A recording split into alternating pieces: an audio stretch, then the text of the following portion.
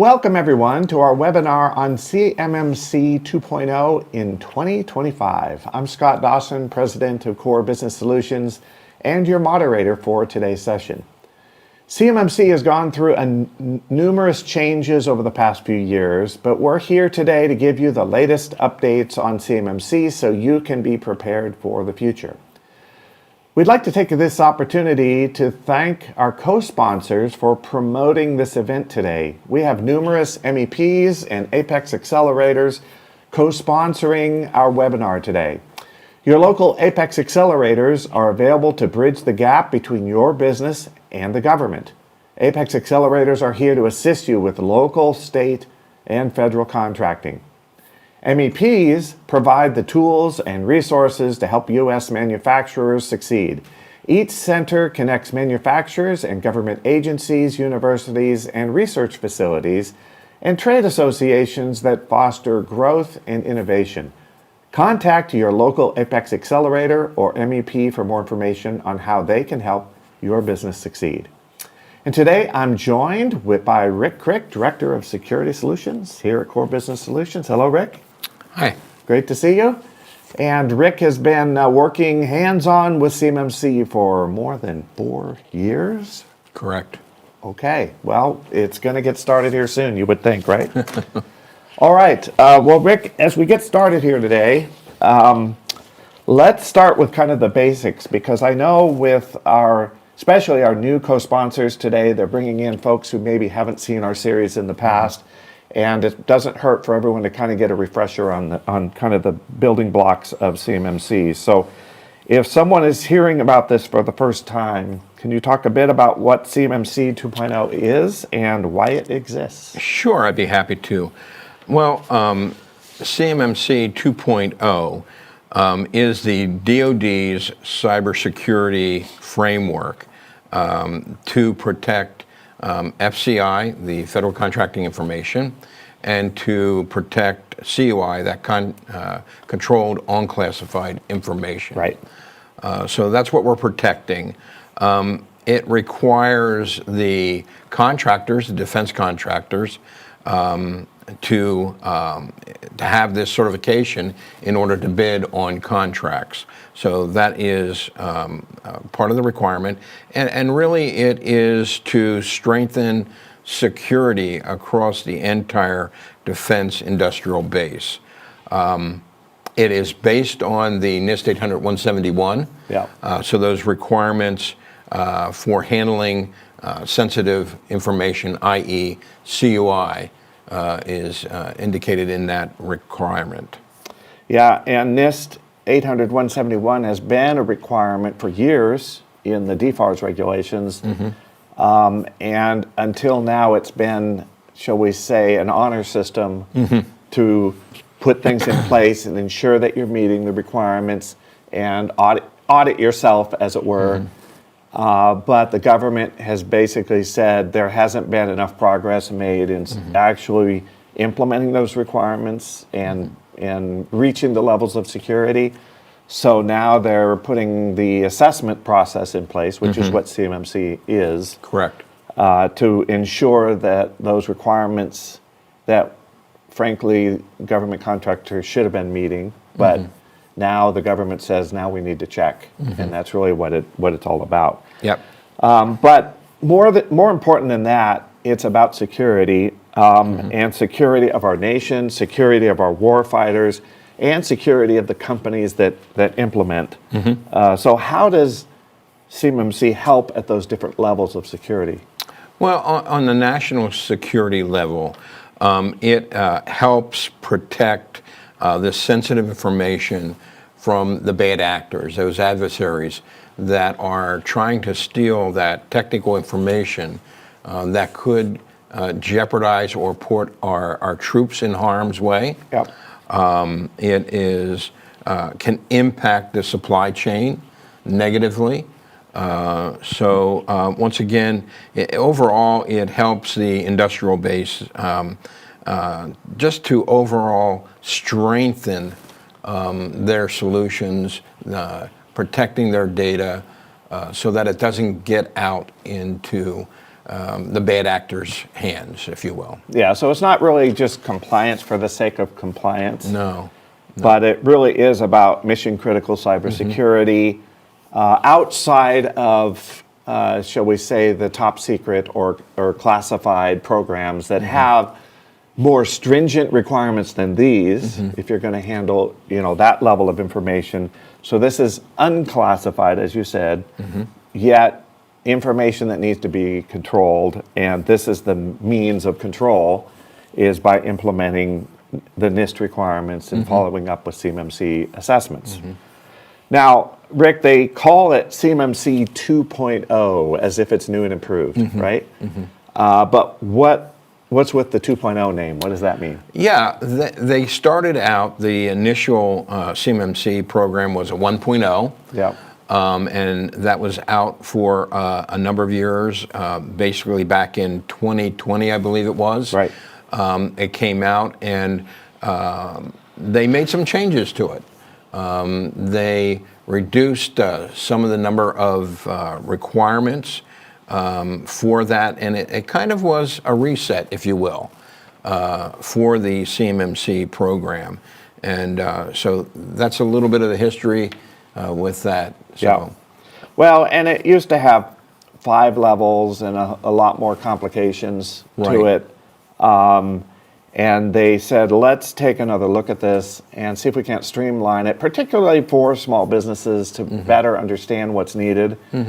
And I think in that regard, they succeeded. And for some companies, it is less stringent. If you handle, say, for example, only FCI, it's less stringent than if you handle CUI. And it depends on what kind of contract you have and such. But I think in that regard, they did streamline it quite a bit. So there are different levels, as we stated. But Rick, we know that CMMC has undergone a lot of changes, and now we're in the 5th year of getting ready for the implementation.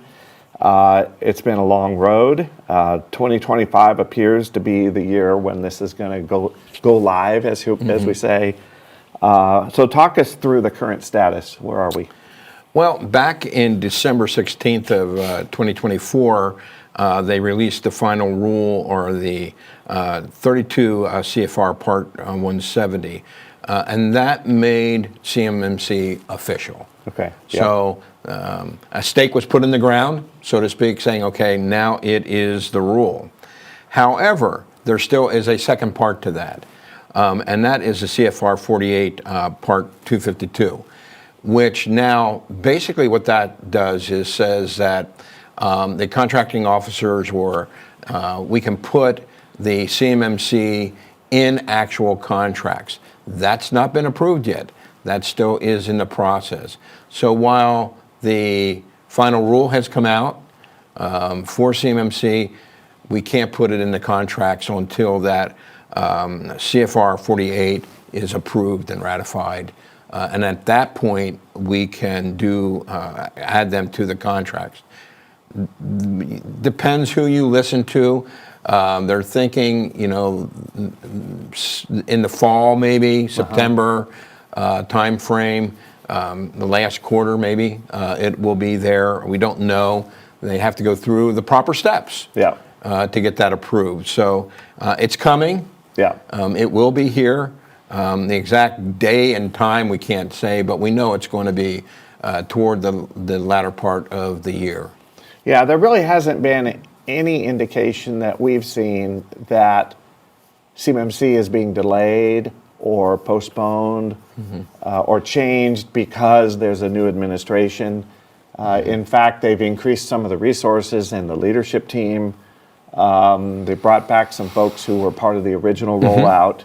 So it seems all indications are that that the federal government is pressing forward with this as a requirement. Absolutely. Just because there's a lot of change in the government doesn't mean that this information doesn't need to be secure. And in fact, it was the first Trump administration that developed CMMC originally. Now the second administration looks like they'll be the ones to implement, as well. So we absolutely expect it to move forward, and that the 32 CFR rule as you say, made it official, which means assessments can begin, and they have begun, Correct. right? So there are companies that are trying to get a jump on this. There are some assessors ready to do assessments, so assessments have begun, but there's no contractual requirement yet. Exactly. And that's still yet to come. But for those who want to get an early start, the assessments can begin. So this is kind of the legal foundation, those CFR regulations. But what about the assessors? They're called the C3PAOs. Correct. Certified third-party assessment organizations. And in ISO terminology, which you and I are maybe more familiar with, maybe a lot of our listeners are as well, that would be equivalent to a certification body or a registrar that conducts the audits, issues the certificates. Well, with CMMC, they're called C3PAOs. But Rick, where are things now? Are they really ready to handle the demand? Because there are a lot of companies that are going to have to get certified. Yeah, so they're gearing up for that. There's a dozen or so assessments that are taking place today. They're in various stages of that assessment process. And once again, a number of people wanting to get it is out there. There are waiting lists. So there's kind of a bottleneck there, but once again, the important thing to keep in mind, contracts aren't requiring it right now. Yeah. So there are time that you can do that, but you want to plan ahead. You don't want to be caught short, thinking, well, I'll just put this off till next year. You might have some problem with that. But they're adding more C3PAOs and getting those the assessors in place. So it's a new requirement. So you would expect that you don't have thousands and thousands of assessors out there. Yeah, that's right. That they're building that group up so that they can handle the workload. Yeah, but it's going to be a bottleneck, clearly. And I think especially when the first contracts list CMMC as a requirement and everyone says, oh no, it's real. And then everyone goes online and wants to register for an assessment. Right now, there aren't enough assessors Correct. to quickly get 50 or 80,000 companies certified overnight. And in fact, they're planning to phase this, implement this in a phased approach. But for those who are wanting to get started now, you can get on a C3PAO's wait list and schedule an assessment. That's a possibility for those who'd like to do that. But there are those companies that aren't trying to get to the front of the line. They're like, we're going to wait and see. We might even wait until, it's in our contract. We might wait till the last minute. How's that going to affect people? Or how could that affect people down the road? Well, I think they don't want to do that because once again, you get put at the end of the line. Yeah. And it's going to take you a while to get where you want. Plus, you want to start preparing now. You want to make sure that you do due diligence in creating your SSP, your system security plan, that you identify where the gaps are, and you put a plan in place to get those gaps so that when that time comes, when you're going to do an assessment, you're ready to do that pre-assessment, if you will, right? And to be able to walk through that. So that all is important to know. And once again, we're talking about the level 2 certification. And so that is really what the NIST 800-171 controls are. Those are the same as the CMMC level 2 requirements. Yeah, and we're going to break down all levels here as we go, Sure. but yeah, the C3PAOs are kind of addressing that more complex requirement called level 2.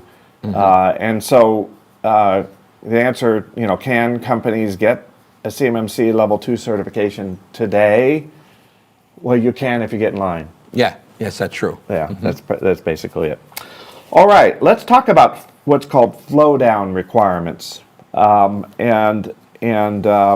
Rick, I think that's the mechanism, contractual mechanism for CMMC to then start to flow from the government the contract with the government by a prime contractor, and then flowing down. Rick, how do the flow down requirements affect subcontractors and suppliers? Well, yeah. So you have this flow down requirement, which means that if I'm a prime and I'm going to hand off CUI Yep. to a subcontractor, it could be a print, it could be requirement documents, whatever it may be, I need to be assured that that person I'm handing it off to, that contractor or a tier 1, tier 2 type person, that they have the same certifications that I do. So if I'm handing CUI down to them, they have to be certified. If in turn that subcontractor hands off a piece of that CUI to another party, that third party also has to be certified. So if you would break that chain and you'd hand CUI off to someone that wasn't certified, it could cause problems with the contract back on the prime level because they haven't fulfilled the full requirements there. Okay, so explain how, if a supplier at level 3 or 4 doesn't get certified, how does that affect the prime directly? Because the prime hasn't followed through with that flow down rule. Yeah. That they're not making sure that who they're handling or who they're handing off that CUI to is handling that CUI correctly. So there could be an interception, or bad actors could get that information.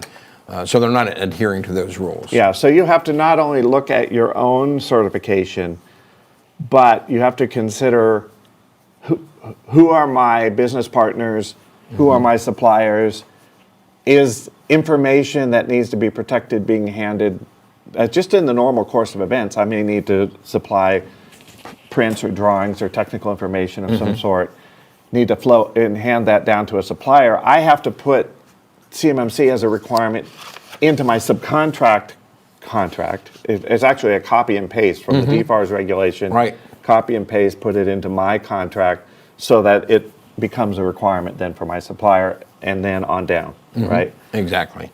So that's one of the considerations of an assessor, is to ensure that not only you're meeting the requirements, but that you're flowing the requirements down through your suppliers as well. All right, very good. Well, let me walk through kind of the what we expect to happen this year, next year, the following years in a phased implementation from the Defense Department as they're laying it out right now. So we're in March 2025 today, and CMMC 2.0 is moving more closely to that requirement in contracts. That would be the 48 CFR Part 252.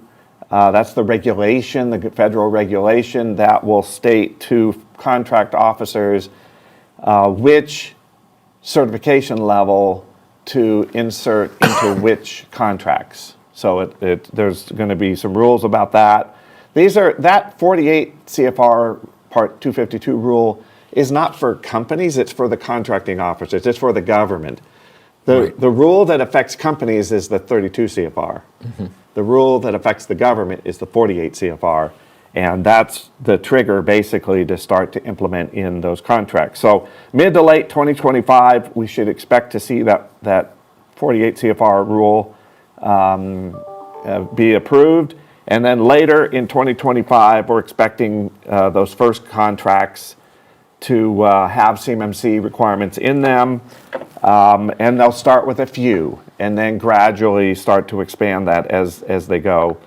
Later in 2025, we also expect, well, as I stated, the CMMC level 2 in some of the contracts.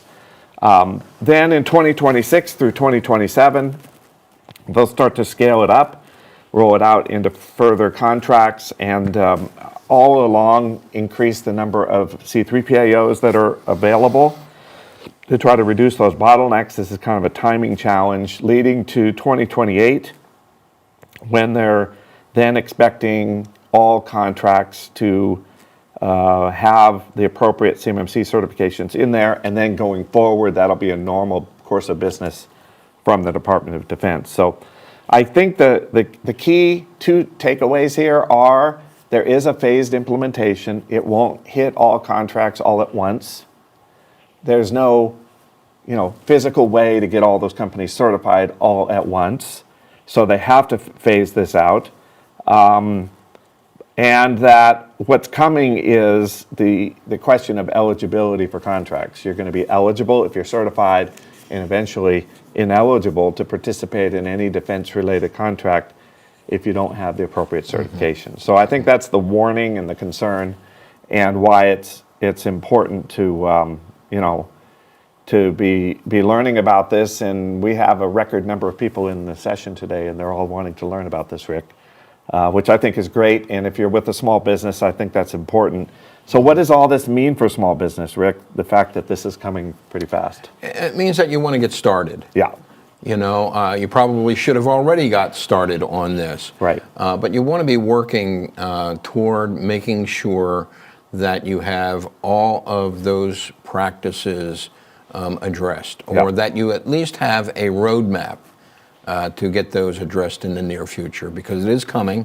Yeah. And at some point in time in the future, within the next 3 years, you're going to have to get certified. If you're dealing with CUI, you have to have that level 2 certification. Yeah. And so let's talk about the levels. We've hinted that there are multiple levels. Rick, I know there are 3 of them. Why don't you break down each level for us, explain what's entailed, who's it for, what does it take to be qualified? Sure, I'd be happy to. Well, the first is level 1. That's the first. Level 1 is basic cyber hygiene. It is comprised of 17 controls out of the 110. It is dealing with a lot of times dealing with the FCI, the Federal Contracting Information that is going to be protected. It does not include CUI, that controlled unclassified information. On an annual basis, you have to do a self-assessment. So for the level 1, there's no third-party certification or assessment that's needed for that. But you do need to do a self-assessment on an annual basis. You have to attest that you're compliant, and that's done in what we call the SPRS database, the Supplier Performance Risk System. You just have to attest that, we're meeting these 17 controls, and we are compliant. And that has to be done on an annual basis. Yeah, I think if people have been following CMMC for a while, they've heard about SPRS. Mm-hmm. But that's in the context of meeting the level 2 requirements, not the level 1 requirements, right? Mm-hmm. So the SPRS system was expanded. It's not a new system, but the functionality is new. Mm-hmm. It's been expanded for companies to self-report the status of their compliance. Now, before certifications requirement, they've been using SPRS to indicate how far along am I in preparation. Correct. Right? And do I have all 110 requirements in place, or only a portion of them, and you have to report it?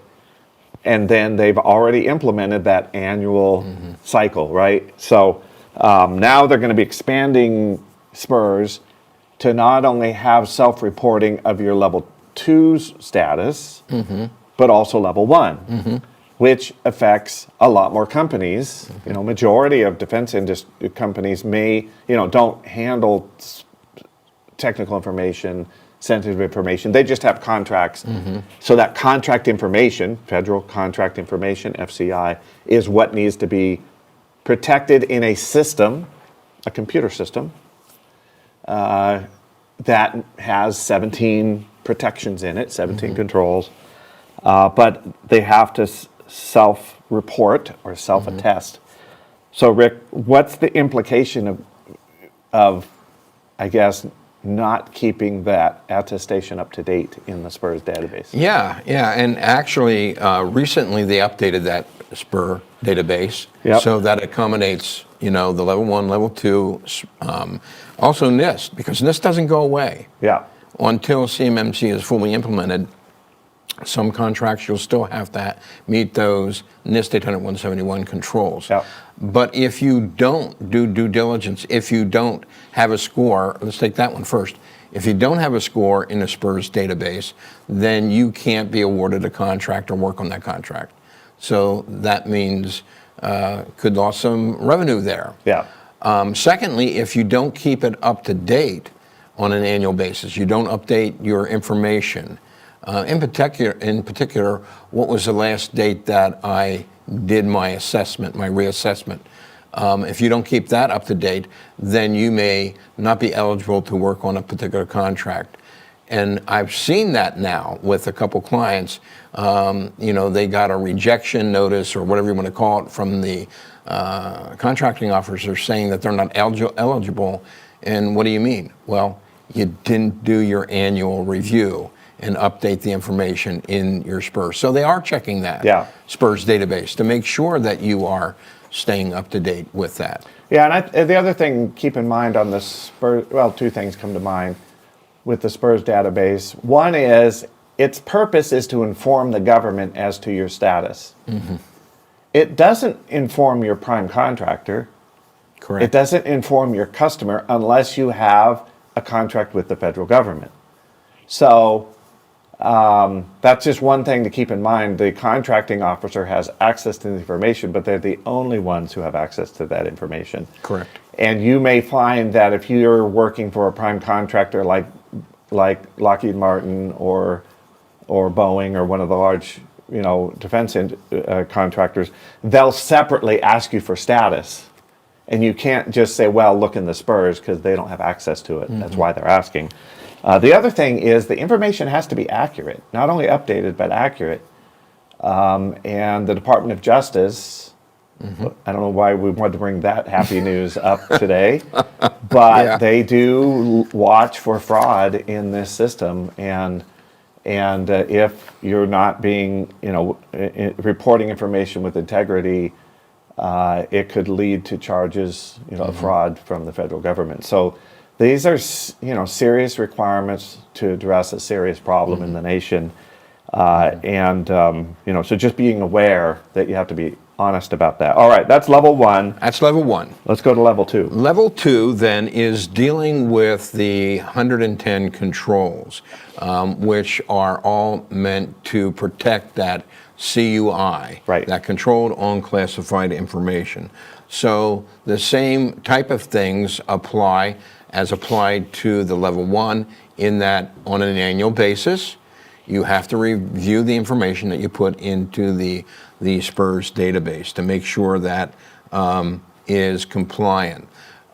In the case of CMMC, you have to meet all the controls. They need to fully, for the most part, they all have to be in place. Whereas in NIST, you could have what you call POAM items, Plan of Actions and Milestones, which means that I'm not quite there for that control yet, but I am working toward meeting that particular practice or that control, and here's a date that I'm hoping to hit that. Now that's timeline. only valid today, right? That's valid not for today. certification. No, not for certification. Yeah. Certification, you have to have all the controls in place.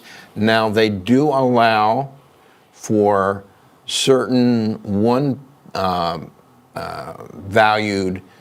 point valued controls that you could, maybe you're not meeting those, and there's certain limits there, but then you have 180 days to do that. But from my perspective, in most cases, you're going to have those controls in place.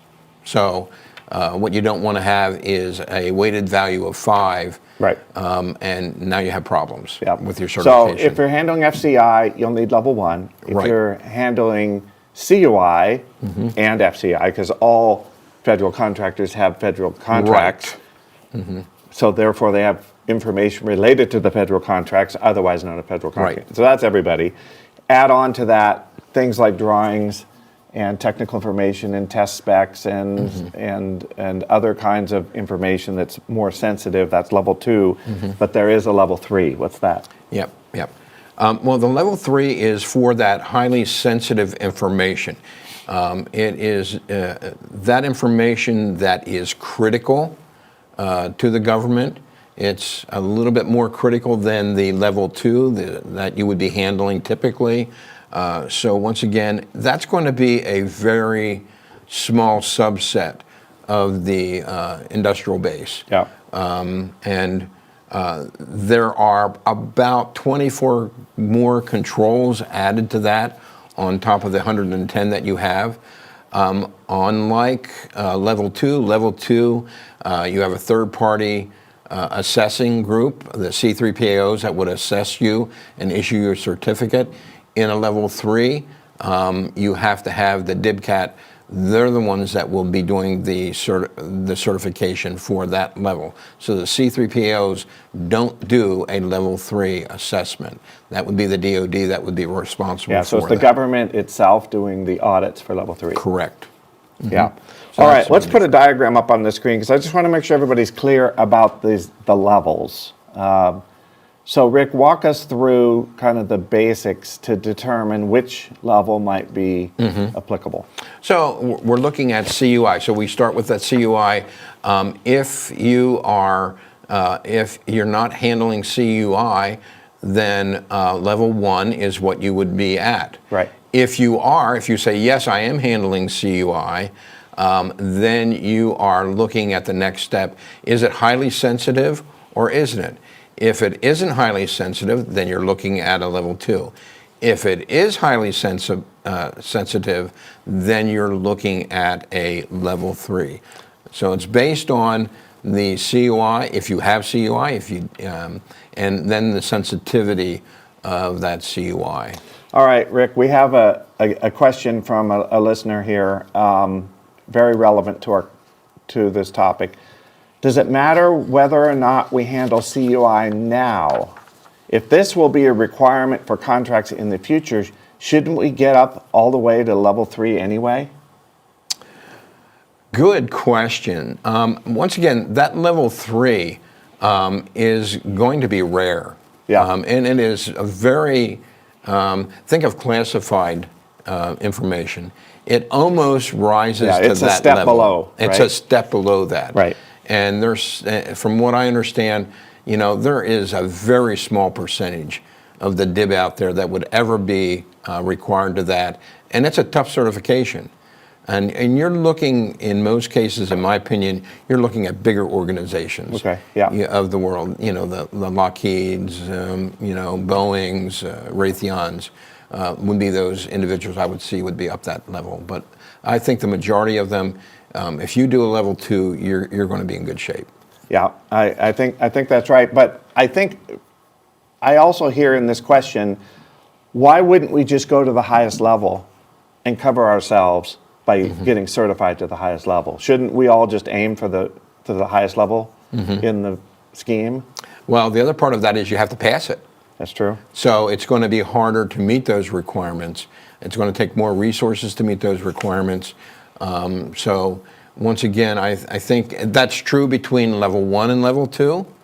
Yeah, why wouldn't you do a level 2? Yeah. While level 1 is 17 controls, that is just the bare minimum. Right. So yeah, just jump up, do the level 2, and then you're going to be compliant with just about anything that you're going to handle. Okay, but this all sounds very subjective and guesswork to me, because I'm trying to think, all right, I get this document from the government. Is that CUI? Is that not CUI? Is that sensitive CUI? Is that not sensitive? What's going to be the definitive answer on a contract, which level I need to have? Yeah, I think the biggest resource that you go to would be the contracting officer. Right. And check with them. And they would be able to tell you specifically where you would fall within that particular contract. And once again, from everything I've heard, that probably 98%, 99% of the DIB out there, they're going to be looking at a level 2. Yeah. It's going to be a rare, level 1 or level 2. Level 1 or level 2, yes. Okay, where I think once we start seeing CMMC in contracts, CMMC level is also going to be in the contract. Yeah, and that's another point to bring out, that they really will specify in there, this is level 1, this is level 2, this is a level 3. So that's a great point to point out too. They will specify. Yeah, so in essence, that's the definitive answer. But there's no clear answer until it shows up in contracts. So now there's this little bit of guesswork here. The contracting officer and your prime contractor can give guidance. Now, that being said, I've seen prime contractors covering their bases or other parts of their anatomy, shall we say, right? They're covering themselves by flowing down requirements today for level 2. I haven't seen any prime contractors flowing down level 1 requirements. They're flowing down, we want to see that you're meeting the 110 requirements of NIST. We want to see, and I've even seen, your CMMC certification, even though there aren't many certifications available. There's a lot of things happening with the prime contractors ahead of what the Defense Department is doing. So Rick, talk a little bit about why is that? Why is the prime contractors getting ahead of this? Yeah, I think there's a couple of reasons. They don't want to put their contracts in jeopardy, is the biggest thing. They want to make sure that they don't lose that contract because one of their subcontractors are not certified or meet the minimum requirements. So we are seeing a push on that even today, with a lot of the primes sending down a questionnaire asking the lower tiers subcontractors to fill it out. Tell me where you're at with this process, even to the point where they're saying, well, when do you expect to be certified? When are you in contract with the C3PAO? So they're trying to get ahead of this so that we're not waiting till the last minute and we get this big contract. Now we have to hand it down, and I don't have anybody to hand it down to do the work. Yeah, imagine Northrop Grumman getting a major defense contract, and they turn around and they need hundreds of companies to help build the product, and none of them are certified yet. So you can't wait. I mean, there's a little bit of a cart before the horse issue here, right? There is. That they're just trying to get their supply chains, their suppliers prepared and moving forward by implementing requirements in questionnaires, as you said, and sometimes in contracts. They're starting to put some of these requirements in contracts. But that's driven by the primes themselves, not yet by the federal government. Yeah. And I think they want to get ahead of it because they know many times some of us are procrastinators. Not that we ever are. But they figure if they raise it now, probably when they need it, you'll have it. You'll be in place. So they're trying to get ahead of this. Yeah, I think that's right. So in order to get ahead of things, check your current contracts. Specifically, you can look in your current contract for a clause called DFARS 252.204-7012. I'm going to say it again in case someone's trying to write it down. So it's DFARS 252.204-7012. Rick, what is that contract clause in defense contracts today? Yeah, that clause calls out the NIST 800-171. Right. So that's where you get that requirement being brought in. Now, there is more than that 7012 pulls in. Things like you have 72 hours to report a cybersecurity incident, which isn't in the NIST 800-171, right, but it is in the 7012. Right. There's areas like FedRAMP moderate and things like, so there's some things called out in that 7012 that you should read, that you better know. Yeah. Well, and in fact, you're contractually obligated today. If you have a contract and that clause is in your contract, you're expected legally, contractually, to meet those requirements in the DFARS clause. So if you have that requirement in your contracts today, you should expect to get a level 2 certification, because 7012 is designed to protect controlled unclassified information I think it's called Defense Technical Information, DTI, or maybe it's CTI. I forgot the acronym, but it's just called something a little different in DFARS. But they're referring to CUI, and that is equivalent to what's going to become Level 2 certification. Yeah. Amy asked a question that if you've done business over the last 5 years and in any contract had technical data or critical data, you're going to need Level 2. I think that's kind of what we're saying, is that if you're planning to continue to pursue those contracts, you can expect Level 2 certification to be required. Exactly. And that's why you look at your contracts today, and if you see that 7012 in there, you're going to be a Level 2 when that comes out. And so that's a good place to look. Look at the RFIs, RFPs, RFQs, all those things. They can be a guide. See what it's asking today. If they're asking it today, when that contract comes up for renewal, you can be pretty sure it's going to follow suit there. All right. Well, I know we're going to have a little time for some questions or further questions. So if you guys want to use Q&A and submit other questions, we'll try to get to those as we finish up here today. But before we do, Rick, let's talk about those companies getting Level 2 certification. They're going to have to hire a C3 PAO, which no one has ever done before because this is brand new. So what should people have in mind when selecting a C3 PAO? I mean, is it just assigned to them, or do you actually have to go look for them? And if you do, what do you look for? Yeah, so a couple things you want to keep in mind when you're selecting a C3 PAO is, number one, make sure that they are accredited, that they are certified themselves. Now, I know that seems like a silly thing, but it's important to see the actual documentation that they are certified and they're able to do that. You can see that on the cyberab.org website, and they have a listing on their marketplace of all of the certified C3 PAOs. So you can verify that they are accredited, that they're able to commit or conduct those assessments. Hey, Rick, one, I don't know, I think humorous thing, at least it's fair, they have to get Level 2 certified themselves before they can turn around and audit anybody else. That's right. All right. So that makes it fair. Level. All right, that makes it fair. Yes, it does. And then you want to check, do they have industry experience in your particular industry? Right. We've seen that in ISO as well, that you want somebody that understands your business and how you do work. It just helps the assessment go better. So you want to make sure that they have the experience in that particular area. And once again, you want to make sure and check what's their schedule like.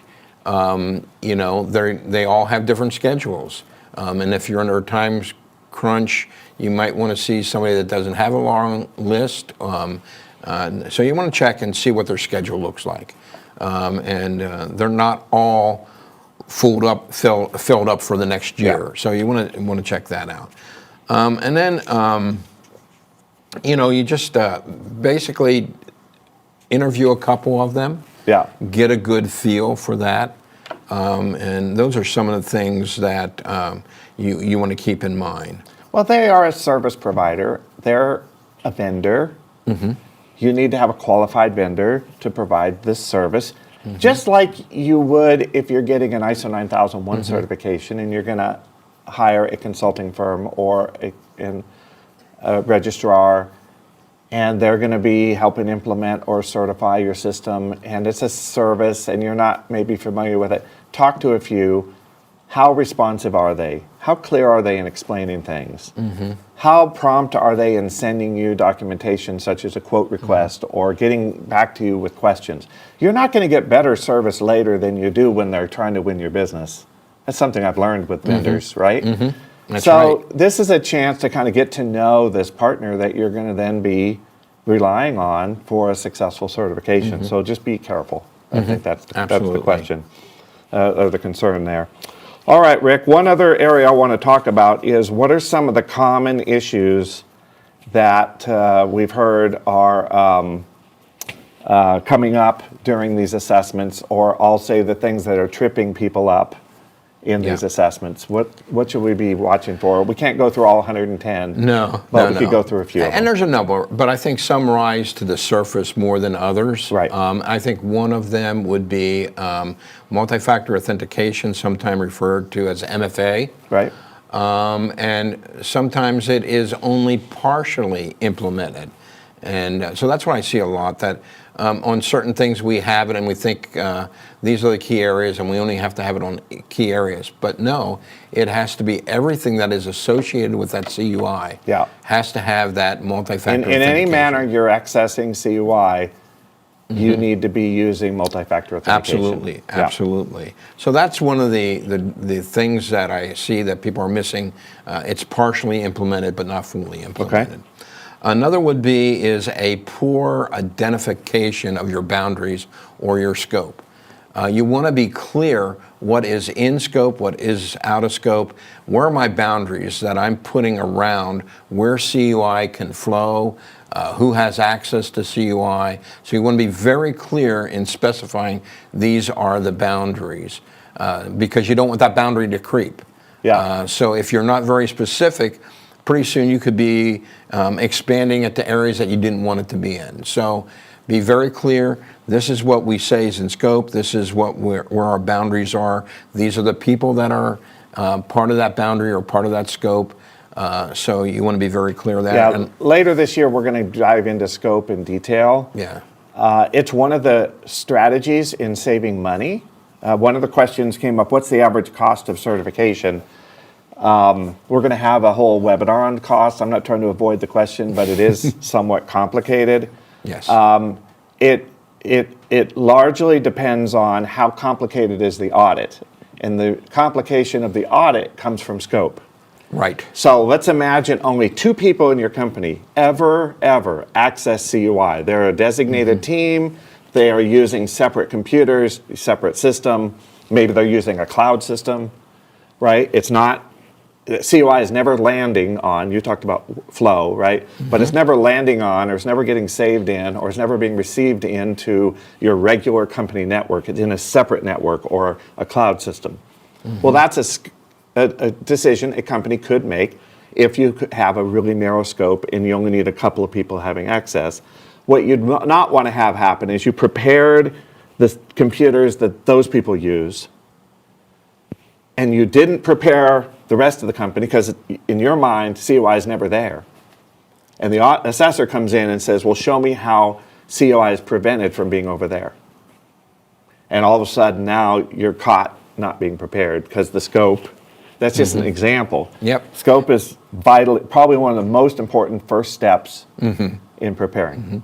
Yeah, at that point, panic sets in. Exactly. Like, oh my gosh. And the dollar signs start rolling up because you're talking about probably a failed audit and a reassessment at a larger scope. Right. And it gets complicated at that point. All right, what's another? I think another one, a big one, is being FedRAMP moderate, authorized, or equivalent. That is a huge area. And what that means is if you have CUI that resides in the cloud anywhere, and it can be data, it can be emails, or whatever it might be that where CUI resides, if it's in a cloud out there, then that cloud has to be FedRAMP moderate, authorized, or equivalent. And so one of the things you want to ask, if I have data that's CUI out there, you want to ask that supplier, do you have documentation that can prove that you're FedRAMP moderate authorized, or you can jump out to the marketplace. But just don't assume because it's a big company that they're FedRAMP moderate. And sometimes if you ask for the paperwork, you find out. So any cloud system. That's right. It has to have special qualifications called FedRAMP, and you have to know and have proof that you're only using FedRAMP moderate qualified third-party vendors. Right. And if you don't know about all that, tune in. We're going to talk about that later in the year too. Yep. I'm not trying to make this a commercial about the rest of the year, but we can't cover everything today. No, we can't go into the details that much. Yeah. All right, give us one more, Rick. One more. I would say, which one of these? I would say missing audit or logging and monitoring information. So don't think that your tech person can monitor and review all of your logs that need to be reviewed. What's a log? I don't A understand. log would be like all the data that's collected about the activity on your entire network. Yeah. There's a record that, okay, so-and-so clicked here, or, there were X number of attempts to log in that failed, or, oh, you just got somebody, tried to hack your system, or there's all kinds of logs that you have to monitor. So think of every activity that happens on your network. There has to be a record of that activity. Which could be thousands and thousands of records, right? Easy, thousands and thousands of lines of record that you'd have to parse through. And so there's ways to meet that need. There's tools out there. But once again, that's a big one too, because sometimes that's one of the bigger expenses. Yeah. Is maybe having a SIM tool that uses a SOC or a service that monitors it 24/7. Yeah. You've got to find a way to deal with real-time monitoring on your network, and and assessors will drill into that area to ensure that bad actors can't slip in without being noticed, and that's the point of it, right? But there are numerous ways for those attacks to occur, and they could happen day or night, weekend, holiday, any time, through any device. And this is where the logging becomes critical, so that you can see what's happening. Exactly. It doesn't necessarily prevent the issue, but it can alert the issue, and you could take have a good response quickly. Yeah. In that case, right? All right. Very good. Well, before we get to final advice, Rick, I'm going to jump into a couple of more questions, and if they get too tricky, let me know, all right? All right, do you recommend GCC High, first explain what that is, for level 1 and level 2? Do you recommend GCC High for level 1 and level 2? Yeah, and once again, it depends on your configuration. GCC and GCC High means that those two solutions are in the GovCloud. These are Microsoft Office solutions, Office right? solutions. Yep.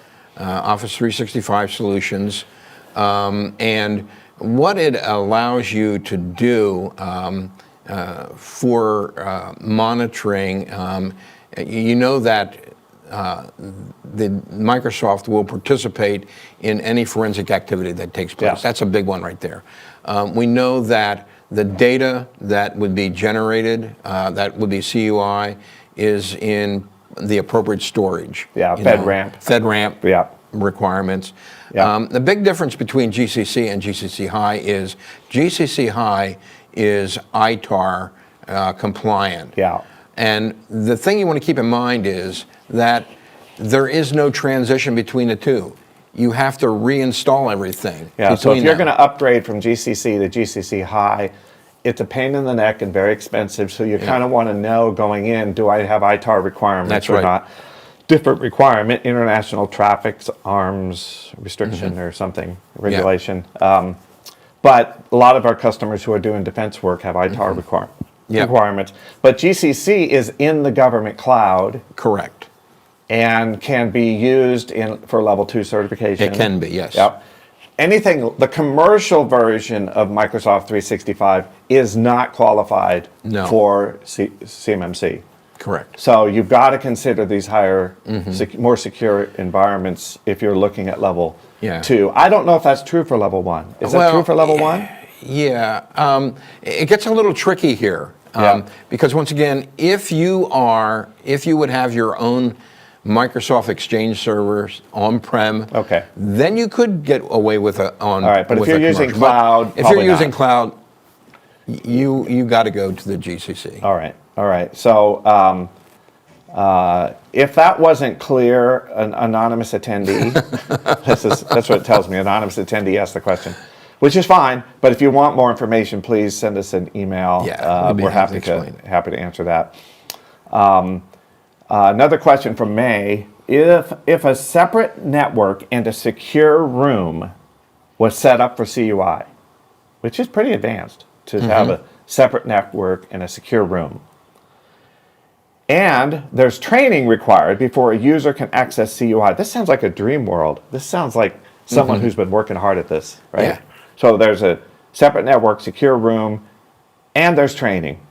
Would that be a prevention for making it onto the main network? In other words, would that be adequate to protect the CUI?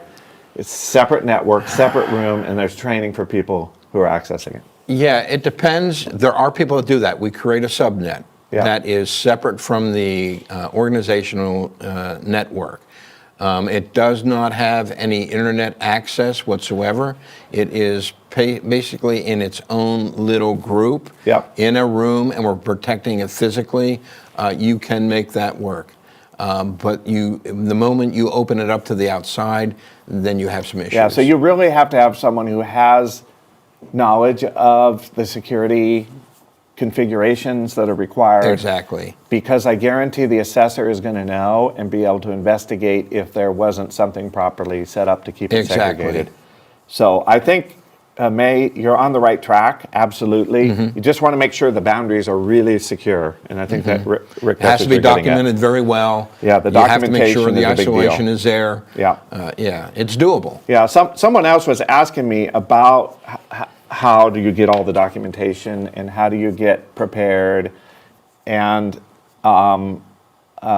obviously, you know, you're tuned into a webinar by a consulting firm that does this for a living. I'm not trying to make this a commercial at all, but Core Business Solutions does provide assistance to do initial assessments. We have enclaves, separate segregated enclaves that you can use. We have consultants who can help with documentation and training. So we're glad to help. It also relates to a question that Carlos asked about costs for each of the levels, particularly level 2. We quickly segment that answer to that question. The preparation cost can be from a lot to a really a lot.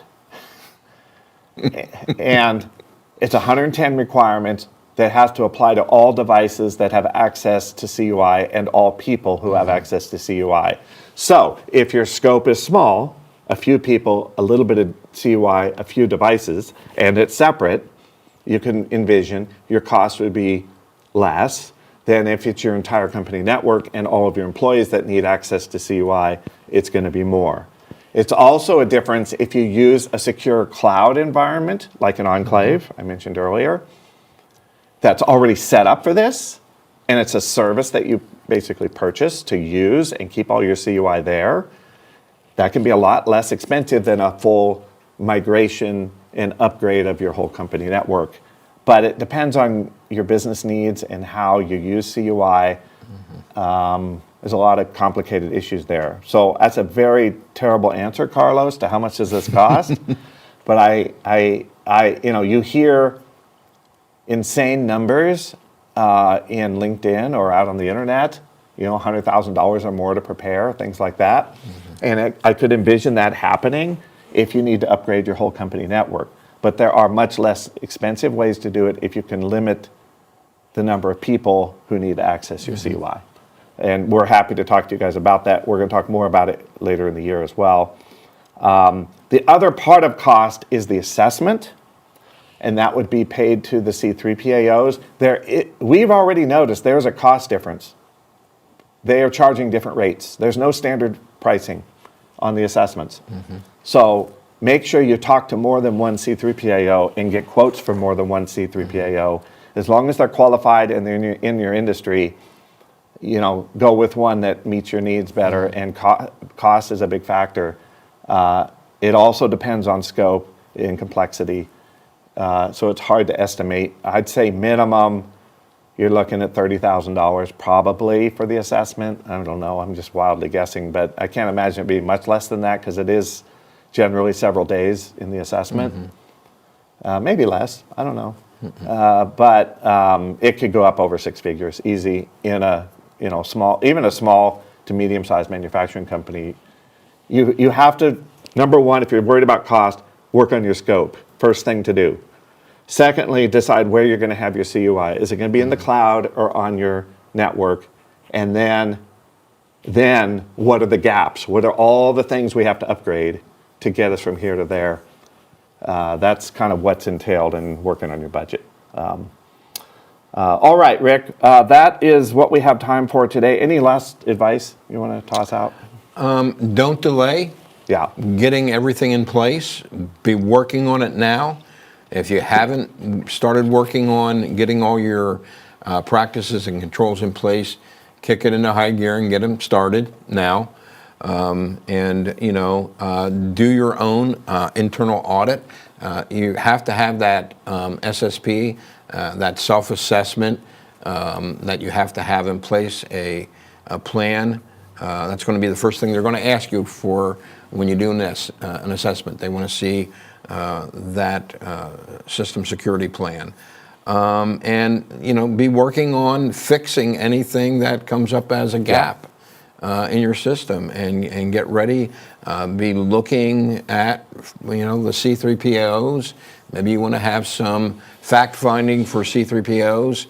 Kind of get an idea of what their price would be. So just do some fact finding. Don't wait till the 11th hour to start finding. Yeah, I all think that you could stuff start out. getting pricing from C3POs today. Yeah, exactly. Even if you're not scheduling your assessment, Oh, you certainly could absolutely, get yeah. pricing, and that could be helpful. Well, thank you, Rick. Appreciate your time here today, and You're thank welcome. you guys for all joining us here today. Some exciting news, Core Business Solutions, big change for us.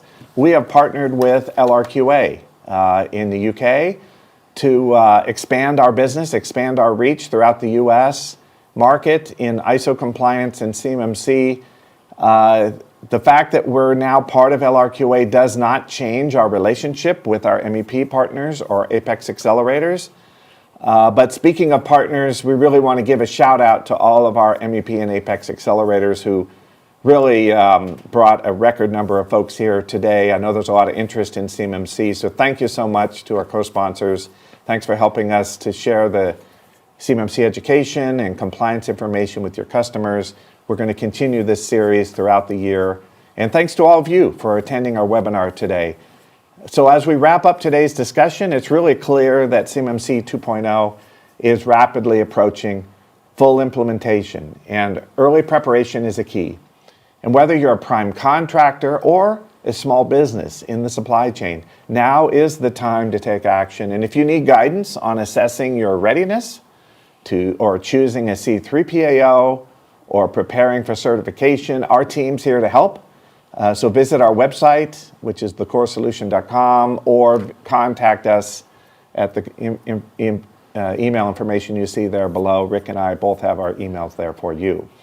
So be sure to join us next month for our webinar called CMMC Compliance Roadmap. We're going to get into more detail, getting ready for certification, where we're going to walk through step-by-step strategies to help you achieve compliance. We also regularly share articles, updates, and video guides to support your cybersecurity journey. So check out our website and subscribe to our YouTube channel. A lot of great information there as well. Thanks for joining us today. Take action now, secure your business, and stay ahead of CMMC 2.0.